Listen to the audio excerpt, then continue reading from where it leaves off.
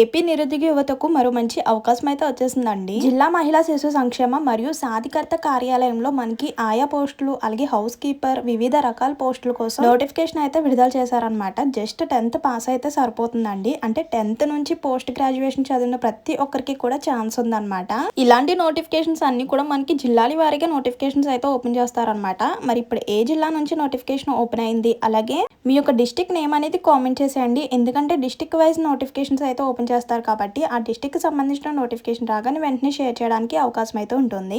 So వెంటనే ఇలాంటి jobs కోసం ఎవరైతే వెయిట్ చేస్తున్నారో, ఇంత తక్కువ అర్హతతో జాబ్స్ కోసం వెయిట్ చేస్తున్నారో, మీ యొక్క డిస్ట్రిక్ట్ నేమ్ అనేది కామెంట్ చేసేయండి. ఇంకా లేట్ చేయకుండా నోటిఫికేషన్ డీటెయిల్స్లోకి అయితే వెళ్ళిపోదాం. అంతకన్నా ముందు వీడియో చూసే ముందు ఒక చిన్న లైక్ ఇచ్చేసేయండి. మీరు ఇచ్చే ఒక చిన్న లైక్ వల్ల ఈ ఇన్ఫర్మేషన్ అనేది ఇంకొంతమందికి హెల్ప్ అయ్యే అవకాశం అయితే ఉంటుంది. అండ్ అలాగే కొత్తగా ఛానల్ చూస్తున్నట్లయితే సబ్స్క్రైబ్ చేసుకోండి. ఇలాంటి మంచి మంచి ఇన్ఫర్మేషన్స్ అప్డేట్స్ అన్ని కూడా మీతో షేర్ చేస్తుంటాను. మరి ఏమేమి పోస్టులు ఉన్నాయి, అలాగే ఎలిజిబిలిటీ డీటెయిల్స్ ఏంటి, ఏజ్ లిమిట్ ఎంత ఉండాలి, salary details and selection process, application ప్రాసెస్తో సహా పూర్తి డీటెయిల్స్ అయితే ఈ వీడియోలో అయితే చూసేయండి. చూడండి, పశ్చిమ గోదావరి జిల్లా మహిళా శిశు సంక్షేమ మరియు సాధికారత కార్యాలయంలో మనకి ఆయా హౌస్ కీపర్ మరియు వివిధ రకాల పోస్టుల కోసం 9 ఖాళీల కోసం ఒక ప్రకటన అయితే విడుదల చేసిందండి. సంబంధిత రంగంలో 10వ తరగతి నుండి పోస్ట్ గ్రాడ్యుయేషన్ వరకు అర్హత ఉన్న ప్రతి ఒక్కరు కూడా అర్హులే అన్నమాట. ఎంపిక ప్రక్రియలో భాగంగా అభ్యర్థులను షార్ట్ లిస్ట్ చేసి ఆ తర్వాత ఇంటర్వ్యూ అయితే నిర్వహిస్తారనమాట. అండ్ మంత్లీ శాలరీ వచ్చేసరికి మనకి 7,900 నుంచి 34,000 వరకు కూడా ఉంటుంది ఓవరాల్గా అనమాట. అండ్ పోస్ట్ వైజ్ శాలరీ ఎంత ఉంటుంది అనేది కూడా చూపిస్తాను. సో ఆసక్తి గల అభ్యర్థులు తమ ఆఫ్లైన్ ద్వారా అప్లై చేసుకోవాలన్నమాట. ఎలా అప్లై చేసుకోవాలి, అప్లికేషన్ ఫామ్ ఎలా ఫిలప్ చేయాలి, ఎక్కడికి పంపించాలి అనేది కూడా చెప్తాను. ముందుగా పోస్టులు అయితే చూసేయండి. ఇందులో వచ్చేసరికి ఒకటి ఆయా పోస్ట్ ఉంది, అలాగే house keeper, social worker, central administrator, అలాగే పారాలీగల్ సిబ్బంది ఒకటి, అలాగే నెక్స్ట్ వచ్చేసరికి మెడికల్ సిబ్బంది ఒకటి, అలాగే మానసిక సాంఘిక కౌన్సిలర్ ఒకటి, అండ్ నెక్స్ట్ వచ్చేసరికి కార్యాలయంలో హెల్పర్ పోస్ట్ ఒకటి. ఇలా టోటల్ వేకెన్సీస్ వచ్చేసరికి 9 అనమాట. అండ్ లాస్ట్ డేట్ వచ్చేసరికి July 8th లాస్ట్ అండి. అంటే ఎన్నో డేస్ టైం లేదు, జస్ట్ 1 డే టైం మాత్రమే ఉందన్నమాట. సో వెంటనే కూడా అప్లై చేసుకోండి. అండ్ నెక్స్ట్ అర్హత వచ్చేసరికి 10th నుంచి డిగ్రీ కంప్లీట్ చేసిన ప్రతి ఒక్కరికి కూడా ఛాన్స్ ఉంది. ఏ పోస్ట్కి ఎంత క్వాలిఫికేషన్ ఉండాలనేది కూడా చెప్తాను. ఓవరాల్గా శాలరీ వచ్చేసరికి 7,944 నుంచి 34,000 వరకు కూడా ఉంటుందన్నమాట. సో ఇవి వచ్చేసరికి ఏపీ ప్రభుత్వ ఉద్యోగాలు అనమాట. అండ్ నెక్స్ట్ డిస్టిక్ వచ్చేసరికి పశ్చిమ గోదావరి జిల్లా నుంచి వచ్చిన నోటిఫికేషన్ అనమాట. చూడండి, పోస్ట్ వైజ్ ఎన్ని వేకెన్సీస్ ఉన్నాయి, ఎంత అర్హత ఉండాలనేది ఇక్కడ ఇచ్చేసారనమాట. సామాజిక కార్యకర్తకు వచ్చేసరికి ఒక పోస్ట్ ఖాళీగా ఉంది, డిగ్రీ కంప్లీట్ చేసి ఉండాలన్నమాట. సామాజిక కార్యకర్త మరియు బాల్య విద్యావేత్తకి ఒక పోస్ట్ ఖాళీగా ఉంది, పోస్ట్ గ్రాడ్యుయేట్ కంప్లీట్ చేసి ఉండాలన్నమాట. నెక్స్ట్ ఆయా పోస్ట్ కి ఒక వేకెన్సీ ఉంది, 10th పాస్ అయితే సరిపోతుంది. నెక్స్ట్ హౌస్ కీపర్ కూడా 10th పాస్ అయి ఉంటే సరిపోతుంది, ఒక వేకెన్సీ ఉంది. నెక్స్ట్ కేంద్ర నిర్వాహకుడికి ఒక వేకెన్సీ ఉంది. సో దీనికి క్వాలిఫికేషన్ వచ్చేసరికి పోస్ట్ గ్రాడ్యుయేట్ కంప్లీట్ అయి ఉండాలన్నమాట. అండ్ నెక్స్ట్ న్యాయవాదికి ఒక వేకెన్సీ ఉంది, ఇందులో మనకి డిగ్రీ కంప్లీట్ చేసి ఉండాలన్నమాట. నెక్స్ట్ మెడికల్ సిబ్బందికి కూడా ఒక వేకెన్సీ ఉంది, డిగ్రీ లేదా డిప్లొమా కంప్లీట్ చేసి ఉండాలి. నెక్స్ట్ మానసిక సామాజిక సలహాదారు వచ్చేసరికి ఒక వేకెన్సీ ఉంది, ఇందులో మనకి పోస్ట్ గ్రాడ్యుయేట్ కంప్లీట్ చేసి ఉండాలన్నమాట. అంటే సైకాలజీ లేదా సైకియాట్రీలో పోస్ట్ గ్రాడ్యుయేట్ కంప్లీట్ చేసి ఉండాలన్నమాట. నెక్స్ట్ వచ్చేసరికి ఆఫీస్ అసిస్టెంట్కి వచ్చేసరికి 1 వేకెన్సీ ఉంది, ఇందులో మనకి కంప్యూటర్లో డిప్లొమాతో డిగ్రీ కంప్లీట్ చేసి ఉండాలన్నమాట. అండ్ నెక్స్ట్ ఏజ్ లిమిట్ చూసేయండి. అన్ని పోస్టులకి కలిపి 25 to 42 years మధ్యలో ఉండాలన్నమాట. అలాగే నిబంధనల ప్రకారం, అంటే ప్రభుత్వ నిబంధనల ప్రకారం రిజర్వ్ కేటగిరీలకు వయోసడలింపు కూడా వర్తిస్తుంది. అంటే మనకి ఏజ్ లిమిట్ వచ్చేసరికి 25 to 42 కదా. ఈ కేటగిరీస్ వాళ్ళకి అంటే SC ST అలాగే PWD కేటగిరీస్ వాళ్ళకి వచ్చేసరికి +5 years +10 years అలా ఉంటుంది. అంటే 52 అలా ఉన్న వాళ్ళు కూడా అప్లై చేసుకోవచ్చు అనమాట, ఓన్లీ ఆ కేటగిరీ వాళ్ళే. Next post wise salary details కూడా చూసేయండి. ఫస్ట్ వచ్చేసరికి కేంద్ర నిర్వాహకుడికి వచ్చేసరికి 34,000 అనమాట. నెక్స్ట్ పారాలీగల్ సిబ్బందికి వచ్చేసరికి 20,000 for monthly salary. And next వచ్చేసరికి మానసిక సామాజిక కౌన్సిలర్ కూడా 20,000 అనమాట. నెక్స్ట్ మెడికల్ సిబ్బందికి కూడా 19,000. నెక్స్ట్ వచ్చేసరికి ఆఫీస్ అసిస్టెంట్కి వచ్చేసరికి 19,000 అనమాట. నెక్స్ట్ వచ్చేసరికి సామాజిక కార్యకర్తకు వచ్చేసరికి 18,536 అనమాట. నెక్స్ట్ ఆయాకి 7,944. నెక్స్ట్ సేమ్ హౌస్ కీపర్ కూడా 7,944 అనమాట. పోస్ట్ వైజ్ శాలరీ డీటెయిల్స్ అయితే ఇవ్వండి. అండ్ నెక్స్ట్ సెలక్షన్ ప్రాసెస్ కూడా చూసేయండి. ఈ పశ్చిమ గోదావరి జిల్లాకి సంబంధించిన ఈ నియామకానికి ఎంపిక ప్రక్రియ 2 దశల్లో అయితే ఉంటుందన్నమాట. ఫస్ట్ వన్ వచ్చేసరికి అర్హత మరియు ఎక్స్పీరియన్స్ ఆధారంగా ఎంపిక అయితే చేస్తారనమాట. నెక్స్ట్ షార్ట్ లిస్ట్ చేయబడిన అభ్యర్థులకు నెక్స్ట్ ఇంటర్వ్యూ అయితే కండక్ట్ చేస్తారనమాట. అంటే ఇందులో ఎటువంటి return test and skill test ఏమీ ఉండదండి. జస్ట్ మీకున్న అర్హతను బట్టి ఏమన్నా ఎక్స్పీరియన్స్ని బట్టి షార్ట్ లిస్ట్ అయితే తీస్తారనమాట. షార్ట్ లిస్ట్లో నేమ్ ఉన్న వాళ్ళని నెక్స్ట్ ఇంటర్వ్యూకి అయితే పిలుస్తారనమాట. అండ్ నెక్స్ట్ చూసేయండి, జిల్లా మహిళా శిశు సంక్షేమ మరియు సాధికారత కార్యాలయం గురించి కూడా తెలుసుకోవాలి కదా. చూసేయండి, ఈ పశ్చిమ గోదావరి జిల్లా మహిళా శిశు సంక్షేమ మరియు సాధికారత కార్యాలయం అంటే DWCWEO ఆంధ్రప్రదేశ్ ప్రభుత్వ మహిళా అభివృద్ధి మరియు శిశు సంక్షేమ శాఖ ఆధ్వర్యంలో పనిచేస్తుంది అనమాట.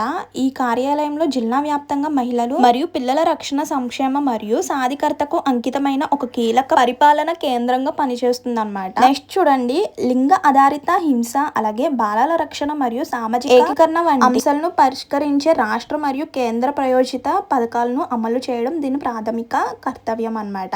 సంరక్షణ గృహాలు మరియు కౌన్సిలింగ్ కేంద్రాల వంటి ప్రత్యేక సౌకర్యాలను నిర్వహించడం ద్వారా ఈ DWCWEO బలహీన వర్గాలకు ప్రజలకు ఒక సంస్థగా పనిచేస్తుంది అన్నమాట. అవసరమైన వారికి చట్టపరమైన వైద్య మరియు మానసిక మద్దతు అందుబాటులో ఉండేలాగా చూస్తుంది. ఇంకా ఫైనల్గా అప్లికేషన్ ప్రాసెస్ అయితే చూసేయండి. ఫస్ట్ ఆఫ్ ఆల్ వెబ్సైట్ అయితే ఓపెన్ చేయాలన్నమాట. అధికారిక వెబ్సైట్ అయితే ఉంది కదా, ఇక్కడ కనిపిస్తుంది కదా, westgodavari.ap.government.in అని. సో ఆ వెబ్సైట్లోకి వెళ్ళిన తర్వాత అధికారిక నోటిఫికేషన్ మరియు దరఖాస్తు ఫామ్ అయితే డౌన్లోడ్ చేసుకోవాలన్నమాట. సో ఫామ్ ఎలా ఉంటుంది, ఎలా ఫిల్అప్ చేయాలనేది ఇక్కడ డీటెయిల్స్ చెప్పేసిన తర్వాత ఫామ్ అయితే చూపిస్తాను. అండ్ డీటెయిల్స్ ఎలా ఫిల్అప్ చేయాలనేది కూడా చెప్తాను. సో ఆ ఫామ్లో మనకి డీటెయిల్స్ అన్ని అంటే ఫస్ట్ ఆఫ్ ఆల్ పోస్ట్ యొక్క details, next personal details, next qualification యొక్క డీటెయిల్స్, ఇవన్నీ కూడా ఫిల్అప్ చేసిన తర్వాత నెక్స్ట్ వాటికి అప్లికేషన్తో పాటు మీ యొక్క 10th certificate, degree certificate, post graduate certificate, అలాగే ఏమన్నా ఎక్స్పీరియన్స్ ఉంటే సో వాటికి సంబంధించిన సర్టిఫికేట్, అండ్ నెక్స్ట్ వచ్చేసరికి ఆధార్ లేదా ఓటర్ ఐడి. అప్లికేషన్ ఫామ్లో మీ యొక్క పాస్పోర్ట్ సైజ్ ఫోటో కూడా అతికించాలన్నమాట. సో ఈ కాపీస్ అన్నీ కూడా అప్లికేషన్కి అటాచ్ చేసి చివరి తేదీ లోపు అంటే జూలై 8 లోపు, జూలై 8 ఈవినింగ్ 5 వరకు కూడా టైం ఉంటుందండి. సో వెంటనే కూడా అప్లై చేసుకోండి. మనకి నోటిఫికేషన్ ఇచ్చిన అడ్రస్కి అయితే పంపించాలి. ఆ అడ్రస్ కూడా నోటిఫికేషన్లో చూపిస్తాను. స్టార్టింగ్ వచ్చేసరికి మనకి 29th నుంచి స్టార్ట్ అయింది అనమాట. సో ఎండింగ్ వచ్చేసరికి జూలై 8 ఈవినింగ్ 5 వరకు కూడా టైం ఉంటుంది. సో ఆ లోపల ఎవరైతే వీడియో చూస్తున్నారో వెంటనే కూడా అప్లై చేసుకోండి. చూడండి, అఫీషియల్గా వచ్చిన నోటిఫికేషన్ అనమాట. వెస్ట్ గోదావరి డిస్టిక్ భీమవరం నుంచి అప్లికేషన్స్ అయితే ఇన్వైట్ చేస్తున్నారు. పోస్ట్ వైజ్ డీటెయిల్స్ కూడా ఇక్కడ ఉన్నాయన్నమాట. సో ఇవన్నీ కూడా చెక్ చేసుకొని మీరు ఎలిజిబుల్ అయితే అంటే ఏ పోస్ట్కి ఎలిజిబుల్ అవుతున్నారో చూసుకొని సో ఆ పోస్ట్కి అప్లై చేసుకోండి. ఫస్ట్ వన్ వచ్చేసరికి సోషల్ వర్కర్ అనమాట. ఫీమేల్ 1 వేకెన్సీ అయితే ఉంది. ఏజ్ లిమిట్ ఇచ్చేసారు, అలాగే మంత్లీ శాలరీ ఇచ్చేసారు, ఎలిజిబిలిటీ కూడా ఇచ్చేసారనమాట, అండ్ క్వాలిఫికేషన్ డీటెయిల్స్ కూడా ఇచ్చేసారనమాట. సో పోస్ట్ వైజ్ మనకి నోటిఫికేషన్ ఇచ్చిన డీటెయిల్స్ అన్నీ కూడా చెక్ చేసుకోవచ్చు. ఇంతకుముందు ఆల్రెడీ చూసారు కాబట్టి ఇంక ఇవేమీ చూడకుండా డైరెక్ట్ మీరు అప్లికేషన్ ఫామ్ డౌన్లోడ్ చేసుకుని వెంటనే కూడా మీరు అప్లై చేసుకోవడానికి ఇప్పటి నుంచే స్టార్ట్ చేయండి. వీడియో చూసిన విత్ ఇన్ సెకండ్స్ నుంచే మీరు ప్రాసెస్ అనేది స్టార్ట్ చేసుకోండి. నెక్స్ట్ హౌస్ కీపర్కి ఫీమేల్కి ఇచ్చారు 1 వేకెన్సీ. ఏజ్ లిమిట్ అండ్ ఏమి క్వాలిఫికేషన్ ఉండాలి అన్నీ కూడా ఇచ్చేసారనమాట. చూడండి, ఇక్కడ ఈ వెబ్సైట్ ద్వారా westgodavari.ap.government.in అని కనిపిస్తుంది కదా, ఈ వెబ్సైట్ ద్వారా అప్లికేషన్ ఫామ్ డౌన్లోడ్ చేసుకుని ఫిల్అప్ చేసి మీ యొక్క క్వాలిఫికేషన్ సంబంధించిన సర్టిఫికేట్స్, అలాగే ఎక్స్పీరియన్స్ సంబంధించిన సర్టిఫికేట్, క్యాస్ట్ సర్టిఫికేట్, ఈ కాపీస్ అన్నిటి కూడా అటాచ్ చేసి district women and child welfare west Godavari జిల్లాలో భీమవరం ఈ ఆఫీస్లో అయితే మీ యొక్క అప్లికేషన్ అయితే పంపించాలన్నమాట.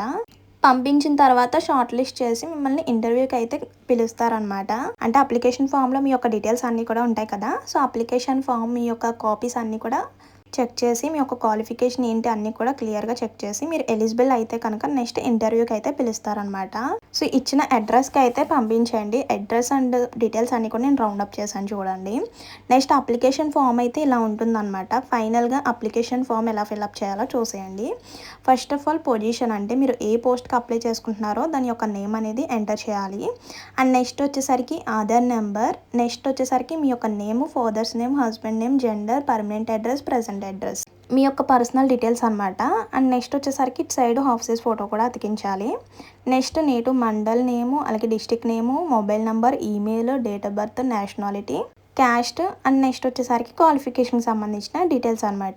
ఎస్ఎస్సి అయితే ఫస్ట్ ఆఫ్ ఆల్ 10th నుంచి స్టార్ట్ చేయండి. 10th, నెక్స్ట్ ఎక్కడ చదివారు, ఇయర్ ఆఫ్ ద పాస్ అంటే ఏ ఇయర్లో పాస్ అయ్యారు, ఎంత పర్సెంటేజ్ మార్క్స్ వచ్చినాయి. నెక్స్ట్ వచ్చేసరికి ఇంటర్, డిగ్రీ, ఇలా మీ యొక్క క్వాలిఫికేషన్కి సంబంధించిన డీటెయిల్స్ అన్నీ కూడా ఫిల్అప్ చేయాలన్నమాట. అండ్ నెక్స్ట్ వచ్చేసరికి ఎక్స్పీరియన్స్ సంబంధించిన డీటెయిల్స్ అన్నీ కూడా ఫిల్అప్ చేయాలన్నమాట.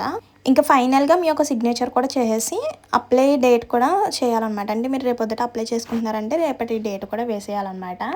సో అన్నీ ఎంటర్ చేసేసిన తర్వాత ఈ అప్లికేషన్తో పాటు 10th అండ్ ఇంటర్ డిగ్రీ పీజీకి సంబంధించిన మార్క్స్ మెమోస్ కూడా అటాచ్ చేయాలి. అంటే కాపీస్ అటాచ్ చేస్తే సరిపోతుంది. నెక్స్ట్ ఎక్స్పీరియన్స్ సంబంధించిన సర్టిఫికేట్స్ అన్నీ కూడా కాపీస్ అటాచ్ చేసి నోటిఫికేషన్ ఇచ్చిన అడ్రస్కి అయితే జూలై 8 ఈవినింగ్ 5 లోపల పంపించాలన్నమాట. సో ఇదన్నమాట అప్లికేషన్ ప్రాసెస్ కూడా చాలా సింపుల్. అండ్ 10th నుంచి డిగ్రీ కంప్లీట్ చేసిన ప్రతి ఒక్కరికి కూడా ఛాన్స్ ఉంది కాబట్టి ఎవరైతే ఎలిజిబుల్ క్యాండిడేట్స్ ఉన్నారో, ఎవరైతే ఇంట్రెస్టెడ్ క్యాండిడేట్స్ ఉన్నారో వెంటనే కూడా అప్లై చేసుకోండి. సో ఇదన్నమాట నోటిఫికేషన్ యొక్క పూర్తి డీటెయిల్స్ అయితే. ఇందులో ఇంకేమైనా డౌట్స్ ఉంటే కనుక కామెంట్ చేసేయండి. అండ్ మర్చిపోవద్దు, వెళ్లే ముందు ఒక చిన్న లైక్ ఇచ్చేసేయండి. మీరు ఇచ్చే ఒక చిన్న లైక్ వల్ల ఈ ఇన్ఫర్మేషన్ అనేది ఇంకొంతమందికి హెల్ప్ అయ్యే అవకాశం అయితే ఉంటుంది. మరి ఉంటాను, మరో మంచి ఇన్ఫర్మేషన్తో మళ్ళీ కలుద్దాం. Thank you for watching.